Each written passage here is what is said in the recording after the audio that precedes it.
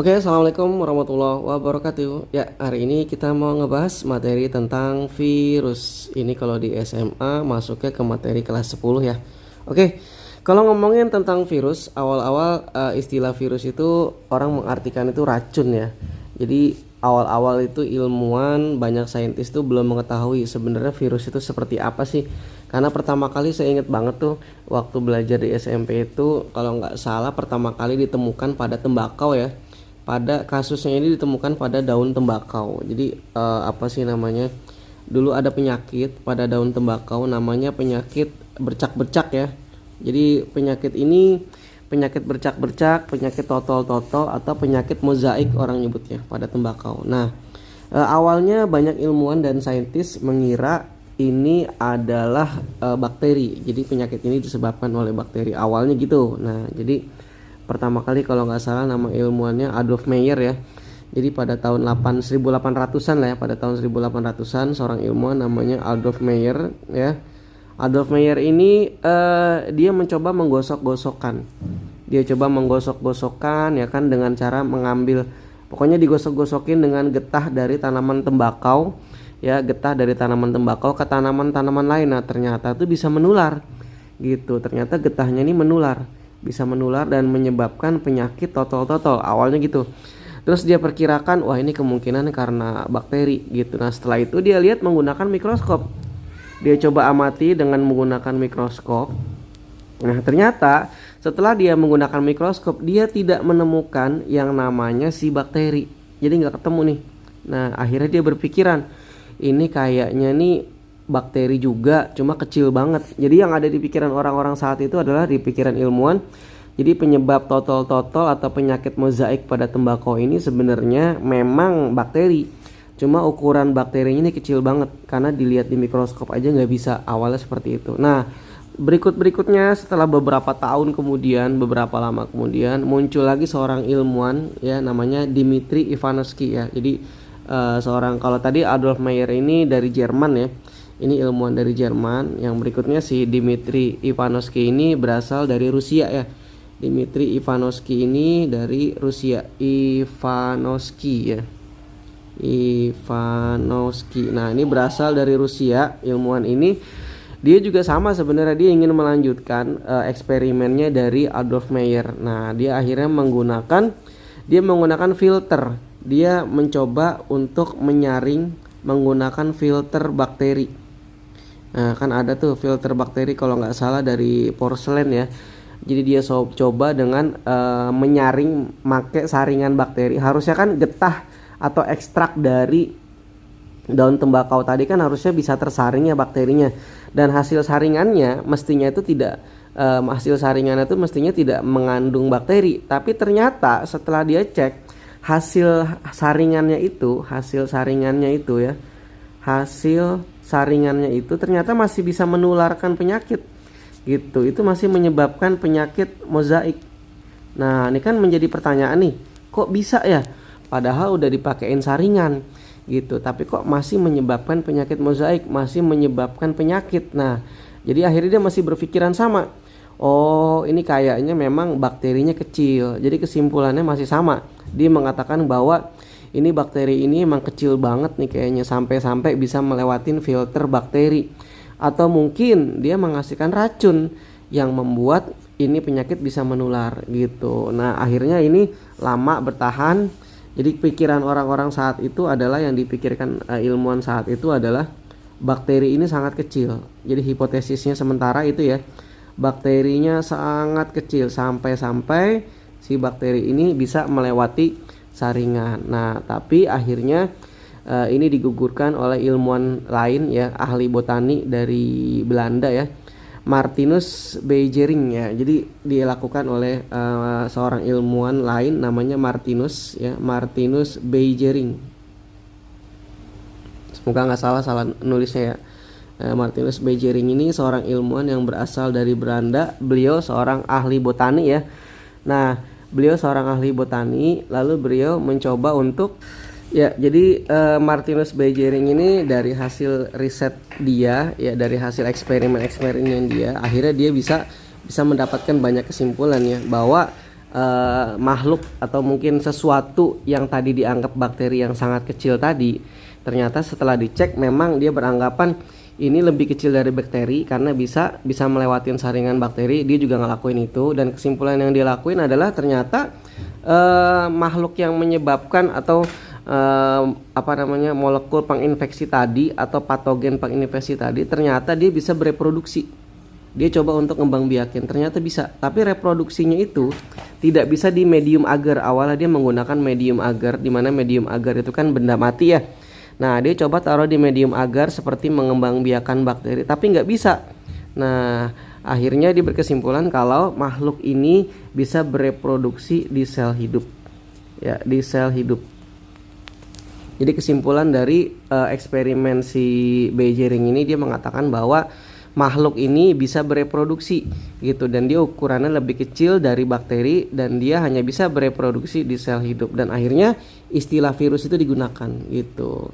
Jadi kalau nggak salah yang menggunakan istilah virus ini Martinus Beijering ini ya. Oke, sampai akhirnya berapa lama kemudian, tahun 1900-an ya, ada ilmuwan dari Amerika namanya Wendell Stanley ya, nama ilmuwannya Wendell Stanley, ilmuwan dari Amerika ya. Dia mengatakan dia mencoba untuk mengkristalkan ternyata si virus yang disebut tadi itu bisa dikristalkan. Nah, dan berikutnya bisa dilihat juga ya, bisa dikristalkan plus bisa dilihat juga dengan menggunakan mikroskop elektron. Jadi gitu kira-kira ya, kalau kita ngomongin tentang virus berarti ini sejarah singkatnya ya, dari mulai dia dianggap sebagai bakteri, terus dianggap sebagai bakteri yang ukurannya kecil, dan akhirnya dibilang sebagai virus ya, dimana virus ini ternyata dia punya ciri hidup dan punya ciri benda mati. Oke, kita lanjutkan. Oke, berikutnya kita lanjut tentang virus. Kita akan langsung buat peta konsepnya ya. Kita bahas yang penting-penting tentang si virus ya. Virus disebut juga tadi dari asal katanya tuh kalau nggak salah racun ya artinya ya. Karena awal-awal orang mungkin belum tahu virus itu apa. Nah, yang mau kita bahas pertama adalah tentang virus, yaitu tentang ciri-ciri. Ciri-ciri dari si virus ya.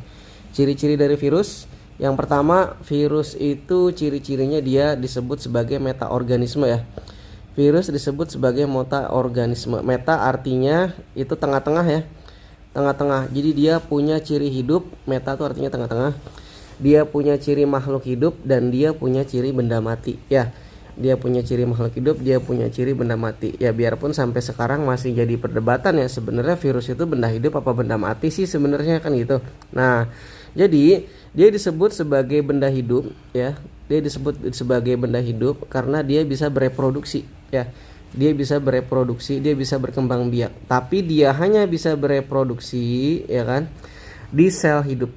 Ya, di sel hidup. Ya, ini sebenarnya ciri utama kenapa virus disebut sebagai makhluk hidup. Karena dia bisa bereproduksi tapi hanya di sel hidup. Jadi bisa dikatakan kalau virus itu di luar sel, dia bisa disebut sebagai benda mati. Ini ciri yang utama ya. Ciri lainnya kenapa dia dikatakan sebagai makhluk hidup, karena dia punya asam nukleat. Ya. Tapi virus ini agak beda sedikit ya. Asam nukleatnya itu dia punyanya salah satu aja. DNA atau RNA. Tidak ada satupun kelompok virus yang punya DNA dan RNA. Jadi virus hanya punya DNA atau RNA. Itu ciri-ciri hidup virus ya. Yang berikutnya, virus juga punya ciri-ciri benda mati. Apa tuh ciri-ciri benda matinya? Ciri-ciri matinya adalah dia bisa dikristalkan ya. Dari sejarah yang saya ceritain tadi ya.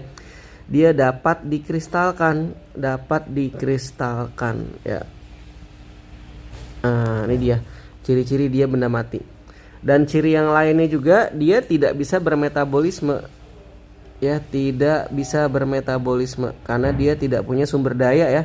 Dia nggak punya organel, bahkan dia tidak punya sel gitu. Makanya virus disebut juga dengan makhluk hidup aseluler. Nah, itu mungkin pengertian kenapa virus disebut sebagai metaorganisme. Jadi bisa saya katakan di luar itu dia benda mati, kalau udah masuk ke dalam sel dia jadi makhluk hidup. Nah, yang kedua, virus itu dia punya ciri lain, yaitu ini mungkin saya nggak tulisin semua ya, ini yang penting-penting aja gitu ya. Oke, yang kedua, dia punya ciri parasit ya. Jadi atau bentar ya, parasit ya. Ini aja dulu ya, parasit. Dia wajib parasit atau kita sebut dengan parasit obligat. Obligat itu artinya harus ya. Jadi dia harus parasit, parasit obligat, dan dia harus masuk ke dalam sel. Parasit obligat intraseluler. Ya, oke. Dia harus parasit dan dia harus masuk ke dalam sel. Karena kalau dia masih di luar sel, berarti dia masih dianggap sebagai benda mati. Ya, berikutnya ciri virus dia juga ciri yang berikutnya dia memiliki inang spesifik ya. Jadi inangnya itu spesifik. Jadi infeksi dia tuh sempit. Jadi kalau misalnya dia virus yang menyerang kelelawar, ya udah kelelawar aja. Kalau dia virus yang menyerang tembakau, ya dia tembakau aja gitu. Umumnya virus itu bersifat spesifik. Jadi infeksinya tuh tidak luas tapi sempit ya. Tapi mungkin beberapa kelompok virus ada yang infeksinya bisa luas banget sebenarnya gitu ya. Tapi kalau secara umum inangnya spesifik, kecuali ketika terjadi mutasi. Ketika terjadi mutasi genetik, virus ini mungkin bisa menyerang makhluk hidup yang lain. Nah, seperti yang kita tahu contohnya pada virus corona ya, awalnya kan diidentifikasi itu pada kelelawar. Ya, pada kelelawar, terus ternyata sekarang bisa bermutasi sampai ke manusia gitu. Ya, itu ya salah satunya. Oke, jadi ciri-ciri virus, metaorganisme, parasit obligat intraseluler, terus inangnya spesifik. Yang berikutnya ciri-ciri dari virus adalah dia punya struktur yang sederhana banget ya, ukurannya pastinya kecil banget ya. Dia punya ukuran yang kecil, ukuran yang sangat kecil. Bahkan dia hanya bisa kita lihat dengan menggunakan mikroskop elektron. Jadi kita tidak bisa menggunakan mikroskop cahaya ataupun mikroskop listrik ya, yang menggunakan listrik cahaya biasa tuh. Jadi kita harus menggunakan mikroskop elektron untuk untuk melihat si virus. Yang berikutnya, ciri-ciri dari virus adalah dia punya struktur ya. Jadi struktur dari virus itu minimal, kalau dia mau disebut sebagai virus, dia punya dua struktur wajib. Yang pertama ya, itu namanya kapsid ya. Jadi kalau dia mau disebut sebagai virus, dia harus punya kapsid. Kapsid itu selubung protein ya. Selubung protein ini wajib ada. Kalau dia nggak punya ini, berarti dia bukan termasuk virus ya. Yang kedua, selain kapsid, dia juga harus punya asam nukleat. Dia harus punya asam nukleat. Asam nukleatnya ini salah satu aja ya. Dia punyanya DNA atau RNA. Jadi ini struktur wajib dari virus. Dia harus punya kapsid, selubung protein, dan dia harus punya asam nukleat. Kalau dua ini tidak terpenuhi, berarti kemungkinan dia masuk ke makhluk hidup yang lain. Kemungkinan apa? Yang mendekati virus ya kemungkinan bakteri gitu. Kalau nggak bakteri ya mungkin misalnya nih, dia punya asam nukleat aja, tapi dia nggak punya kapsid. Oh, berarti bukan bakteri, bukan virus. Berarti ini lebih sederhana lagi dari virus. Ya, kalau teman-teman mungkin pernah dengar istilah viroid ya. Ada yang namanya viroid, ada lagi yang mirip virus katanya, padahal ternyata bukan ya. Namanya prion, ada viroid ya, dan lain sebagainya. Pokoknya intinya gitu. Nah, ini tentang ciri-ciri dari virus teman-teman. Jadi metaorganisme dan seterusnya. Ya, oke. Untuk yang berikutnya setelah ciri kita akan mempelajari tentang oke, teman-teman, ini lanjut mungkin video ini saya bagi jadi beberapa bagian nanti ya, karena kalau kelamaan kayaknya terlalu panjang nanti videonya ya. Oke, kita lihat sekilas teman-teman. Jadi di sini teman-teman kita bisa lihat di sini ada berbagai struktur dari si virus ya, dari yang mulai sebelah kiri. Kalau dari cerita saya tadi tentang penyakit yang menyerang tembakau, yang totol atau mozaik pada tembakau. Nah, ini dia virusnya ya. Ini virus mozaik pada tembakau ya. Oke, ini saya ngambil ini dari bukunya Campbell ya. Jadi saya fotoin, saya taruh di sini ya. Yang Campbell terjemahan ya. Ini virus mozaik tembakau. Ini penampakan virus yang kita lihat di mikroskop elektron ya. Ya, virus mozaik tembakau panjang kayak batang gitu ya. Nah, kalau dilihat strukturnya seperti ini. Jadi ternyata dia virus RNA. Jadi virus tembakau itu ternyata virus RNA. Nah, ini kapsidnya nih teman-teman. Nah, di dalamnya ada RNA. Jadi isinya kapsomer, kapsid sama RNA. Nah, ini untuk yang virus tembakau. Berikutnya ada lagi adenovirus ya. Kalau kita lihat di sini ya, bentuknya seperti ini. Bentuknya polihedral ya, ixosahedral sama aja ya. Jadi bentuknya seperti ini kalau kita lihat dalam bentuk animasinya.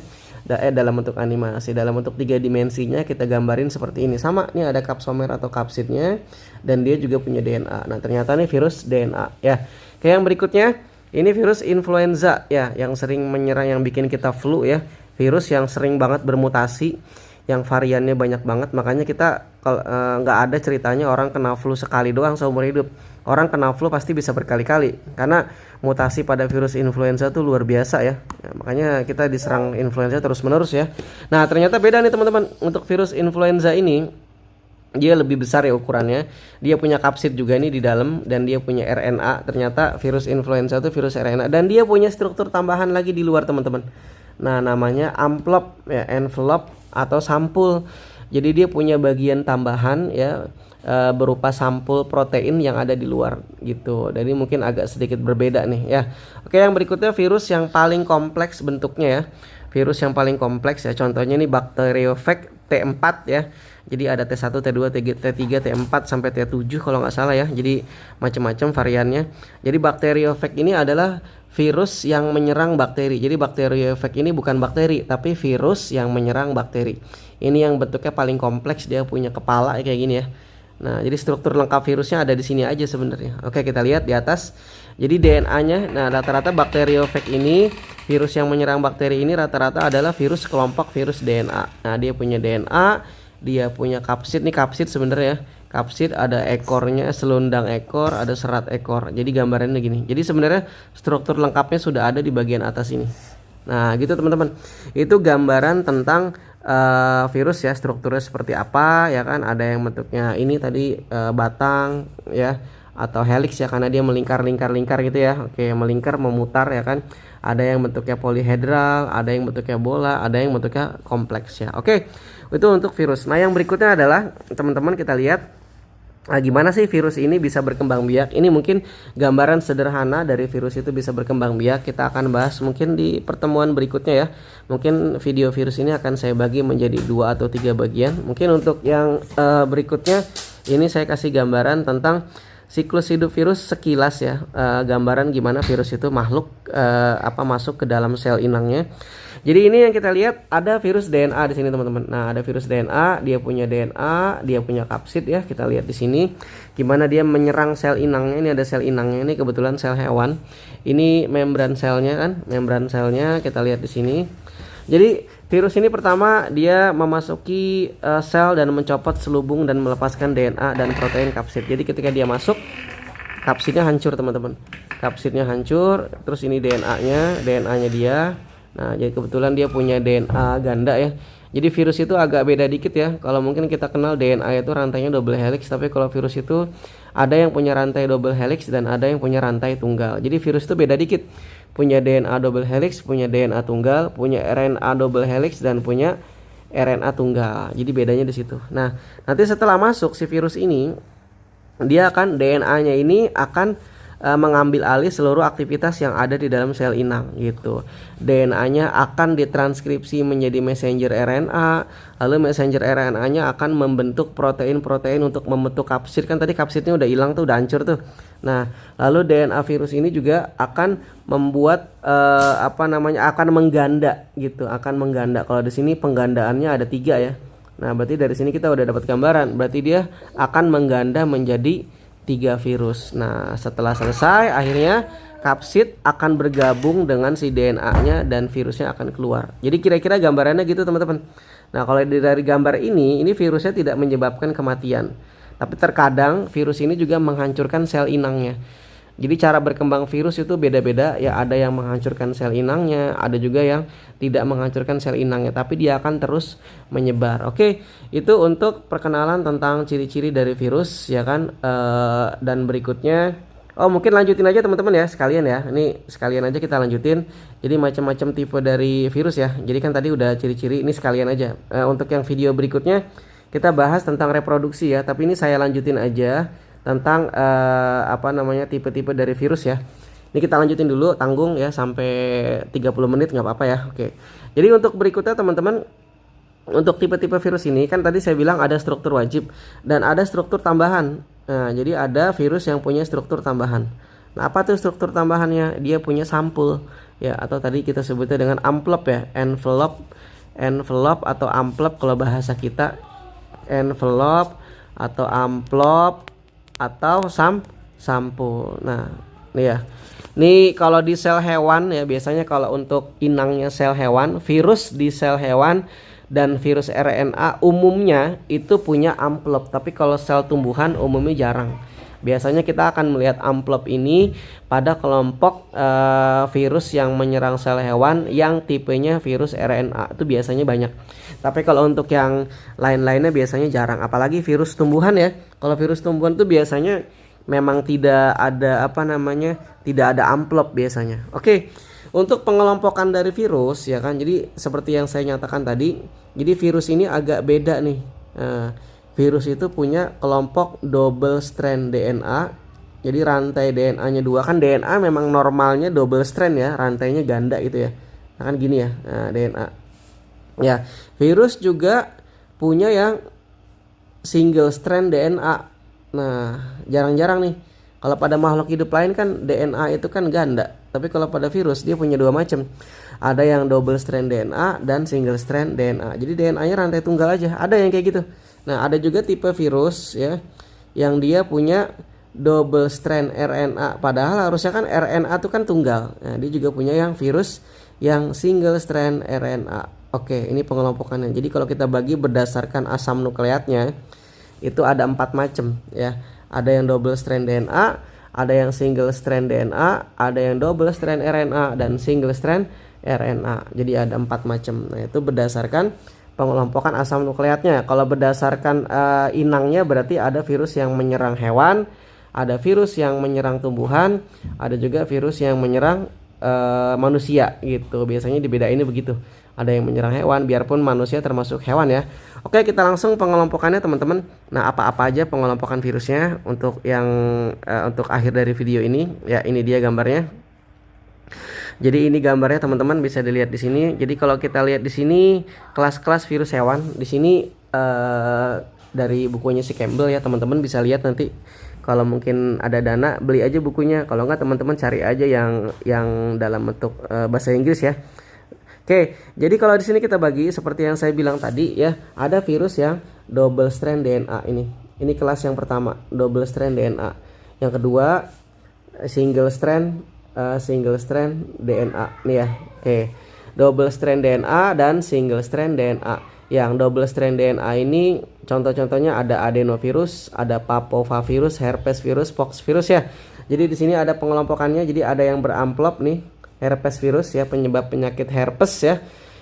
Herpes itu tidak harus karena sering jajan ya, maksudnya karena pergaulan bebas dan lain-lain, tidak harus ya. Jadi ada orang yang kadang memang dia kehidupannya tidak seperti itu, dia kehidupannya tidak seperti itulah, tapi bisa tertular herpes. Jadi jangan mentang-mentang dia herpes langsung kita tangkep, wah ini sering jajan nih, sering sewa wanita dan lain sebagainya. Itu belum tentu, pergaulannya bebas belum tentu gitu ya.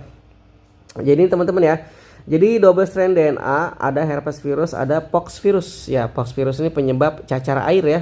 Nah, ini yang double strand DNA, ada yang punya amplop, ada juga yang tidak ya. Yang berikutnya yang double strand yang DNA tapi untai tunggal, parvovirus ya. Ini dia tidak punya sampul ya, tidak punya sampul. Ya bisa jadi mungkin spesies yang lain punya sampul. Ini kan tidak semua virus tertulis di sini, teman-teman. Ya, oke. Yang berikutnya adalah yang RNA ya, ada virus yang punya RNA untai ganda seperti yang saya bilang tadi. Ya, double strand RNA, contohnya reovirus ya, yaitu penyebab penyakit diare atau demam Colorado. Ya, ini contoh. Ini nggak punya sampul juga ya, nggak punya sampul juga ya. Oke, yang berikutnya yang RNA tunggal ya. Jadi yang RNA tunggal ini ada macam-macam nih di sini di pengelompokannya. Yang RNA, jadi yang DNA ganda, DNA tunggal itu nggak macam-macam, itu aja. RNA ganda juga tidak macam-macam. Tapi untuk khusus yang RNA tunggal teman-teman, ini saya kasih warna yang berbeda. Khusus untuk RNA tunggal dia agak sedikit berbeda nih. Dia pengelompokannya banyak. Pertama ya, RNA tunggal berperan sebagai messenger RNA langsung. Jadi dia berperan sebagai RNA duta, messenger RNA, atau kalau kita pelajari di materi sintesis protein itu dia berperan sebagai kodon langsung. Itu yang pertama. Yang kedua, single strand RNA dia berperan untuk mensintesis messenger RNA. Jadi untuk bikin messenger RNA. Nah, kalau yang ini kan cepet nih. Dia ini berarti kan tinggal langsung diproses jadi protein.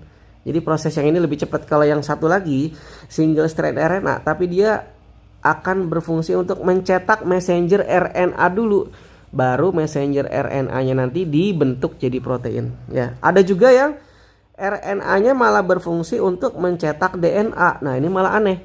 Padahal harusnya itu kan kalau ngomongin sintesis protein ya teman-teman ya. Kalau ngomongin sintesis protein, harusnya sintesis protein itu kan diawali dari DNA yang akan mencetak RNA, yang RNA akan mencetak protein, harusnya kan gitu ya. Nih yang belum dapat pelajaran kelas 12 mungkin agak sedikit bingung ya. Bisa tanya aja di komen ya, kalau memang ada kelas 10 yang belum tahu tentang materi sintesis protein, bisa kalian tanya. Harusnya DNA itu mencetak RNA, tapi pada kasus ini virus yang terakhir nih ya, namanya retrovirus ya. Retro tuh artinya membalik. Dia bisa membalik proses ini. Dia bisa bikin DNA menggunakan RNA. Makanya dia punya enzim khusus ya yang bisa bikin DNA dari RNA gitu. Nama enzimnya itu transkriptase atau reverse transkriptase atau transkriptase balik gitu. Jadi gitu teman-teman. Jadi untuk yang RNA beruntai tunggal itu ada 3 pengelompokan lagi. Yang pertama tadi ya, dia berfungsi sebagai cetakan langsung atau messenger RNA. Ini contohnya yang lagi ngetren sekarang ya, coronavirus ya, kelompok coronavirus. Dia punya sampul. Ya mungkin teman-teman semua sering ngelihat gambar virus corona ya. Kelihatan tuh di bagian luarnya dia punya sampul ya. Contoh-contohnya bukan hanya virus kelompok virus corona yang SARS, yang corona sekarang tuh. Nah, ini kita teman-teman bisa lihat. Ini kebetulan saya ada gambarnya. Kita lihat virus corona gambarnya seperti apa. Bentar ya. Oke.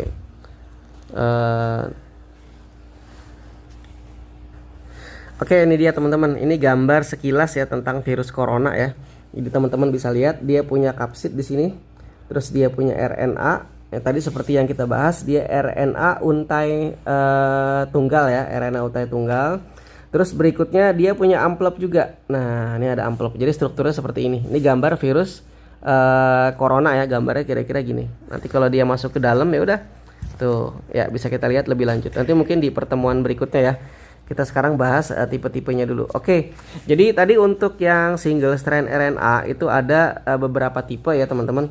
Ada beberapa tipe, tadi ada 3 ya. Yang pertama tadi yang dia menggunakan RNA messenger RNA-nya itu langsung sebagai cetakan untuk membentuk protein. Ya, contohnya virus corona gitu ya. Yang berikutnya single strand RNA. Nah, cetakan ini untuk membentuk messenger RNA lagi. Jadi tidak langsung dibuat menjadi protein, tapi dia bakal cetakan untuk bikin messenger RNA dulu. Jadi selangkah lebih mundur ke belakang dibandingkan yang tadi. Contohnya ini ya, penyebab rabies, rhabdovirus, paramyxovirus, penyebab campak, gondongan ya, bukan gondok ya, gondongan. Gondongan ini infeksi pada kelenjar ludah ya, atau kita sebutnya dengan parotitis ya. Jadi bikin kelenjar ludahnya bengkak. Kalau orang-orang kita biasanya dikasih apa tuh, blau ya, yang warna-warnanya biru tuh ya, tapi sekarang udah nggak ada. Sebenarnya tidak pengaruh ya, itu mungkin efek sugesti aja, dan itu mendinginkan. Jadi biar nggak, kan dikasih blau itu kan jadi lebih adem ya sebenarnya, kayak dikompres. Sebenarnya dia tidak menyembuhkan penyebab si paramyxovirus ini, tidak menyembuhkan gondongan, cuma bikin kita jadi adem aja gitu. Contoh lainnya orthomyxovirus ya, influenza, dan filovirus, virus Ebola ya. Dan yang terakhir teman-teman, ini dia retrovirus ya. Mungkin retrovirus ini sedikit saya jelaskan lebih dalam ya tentang HIV ya. Jadi ini penyebab dari AIDS ya. Kita lihat seperti apa. Jadi RNA itu digunakan untuk mencetak DNA. Mungkin kita bahas secara sekilas ya. Oke, ini dia teman-teman. Jadi gimana caranya? Ini gambarnya, bentar. Nah, ini dia teman-teman. Jadi virus tadi HIV ya, Human Immunodeficiency Virus, ini dimana si virus ini menyerang sistem imun kita. Jadi dia menyerang sistem pertahanan tubuh kita. Makanya memang orang-orang udah kena HIV memang sulit untuk sembuh ya. Biasanya dia, tapi masih tetap bisa hidup dalam jangka waktu yang lama gitu. Yang penting dia bisa menjaga sistem imunnya tetap bagus gitu ya. Dan biasanya dikasih obat-obatan yang fungsinya untuk mencegah si virus ini berkembang biak lebih cepat gitu ya. Oke. Jadi isi dari si retrovirus ya, retrovirus itu dia virus RNA ya kan, virus RNA rantai tunggal, tapi dia punya dua untai identik, tapi rantainya tetap tunggal, satu rantai maksudnya ya, satu rantai begini kan. DNA yang kalau yang rantainya ganda kan begini harusnya. Nah, jadi rantainya dia tetap tunggal, cuma dia punya dua untai, nah gitu maksudnya ya. Jadi dia punya RNA untai tunggal, tapi ada dua di situ, dan dia punya enzim ini seperti yang saya jelasin tadi, dia punya enzim pembalik. Harusnya kan DNA membentuk RNA, dia malah membalik RNA membentuk DNA. Membalik proses, nama prosesnya itu kan transkripsi. Jadi dia membalik proses transkripsi atau reverse transkriptase nama enzimnya. Jadi isinya tuh dia punya RNA, dia punya enzim transkriptase, dia punya sampul juga. Nah, ada amplopnya. Dimana amplopnya ini punya kepala-kepala kayak gini ya. Dia punya spike ya, punya glikoprotein ya. Jadi ketika dia menyerang, caranya adalah dia akan menempel ke membran sel inang. Berarti inangnya kan manusia nih. Nah, nanti si sampulnya ini akan bergabung, akan berfusi, akan bergabung dengan membran sel manusia. Lalu bagian dalamnya masuk. Kapsidnya hancur semua. Kapsidnya hancur semua nih, kapsidnya hancur. Lalu hanya bersisa enzim transkriptase balik yang berwarna hijau ini dan juga RNA tadi. Nah, lalu RNA virus tadi ini seperti yang saya bilang, RNA ini akan bekerja bersama enzim ini untuk membentuk DNA. Nah, jadi gitu. Jadi dia bisa bikin DNA menggunakan RNA, cetakan RNA. Nah, sampai akhirnya nanti setelah RNA ini menggunakan enzim transkriptase balik dibentuk sampai menjadi DNA. Akhirnya si virus ini punya DNA. Nah, dimana DNA itu kan rantainya double helix ya, gini. Jadi akhirnya karena enzim transkriptase balik, akhirnya si virus ini punya DNA, dan berikutnya DNA ini akan masuk ke dalam nukleus inang ya, inangnya manusia, dan akhirnya si DNA virus akan bergabung dengan DNA manusia. Jadi ketika DNA ini sudah di dalam tubuh manusia, otomatis DNA virus ini akan ikut ditranskripsi dan akan ikut ditranslasi untuk membentuk virus berikutnya. Akhirnya dia ikut dalam proses sintesis protein, terbentuklah virus-virus baru nih, dirakit dan keluar, dia akan menyerang sel-sel yang lainnya. Oke, gitu kira-kira gambarannya teman-teman. Mohon maaf tadi kalau ada yang saya salah-salah ngomong. Tadi kan saya kepikiran dengan kelompok virus yang lain gitu. Jadi kelompok virus yang lain ya. Karena ini kan kita lagi ngomongin HIV ya. Oke, jadi gambarannya seperti itu teman-teman ya, penjelasan tentang virus. Jadi hari ini kita udah ngebahas tentang ciri-ciri sejarah virus seperti apa, ciri-ciri virus seperti apa ya kan, ciri-ciri virus seperti apa, dia punya ciri-ciri seperti apa, dan gimana pengklasifikasian virus. Tadi yang saya bilang ada 4 macam ya, dimana yang single strand RNA ini yang paling banyak kelompoknya, dan mungkin ini ada 3 tadi ya. Ada 3 tipe tadi. Ada 3 tipe. Ini si RNA-nya berfungsi langsung sebagai messenger RNA. Kalau yang ini RNA-nya itu untuk cetakan, cetakan untuk membentuk messenger RNA. Kalau yang ini RNA-nya berfungsi untuk cetakan membentuk DNA. Jadi ada 3 tipe. Oke, mungkin itu untuk video virus pertemuan pertama. Untuk pertemuan kedua insya Allah kita bahas tentang reproduksi sama peranan-peranannya. Oke, terima kasih, semoga bermanfaat ya. Assalamualaikum warahmatullahi wabarakatuh.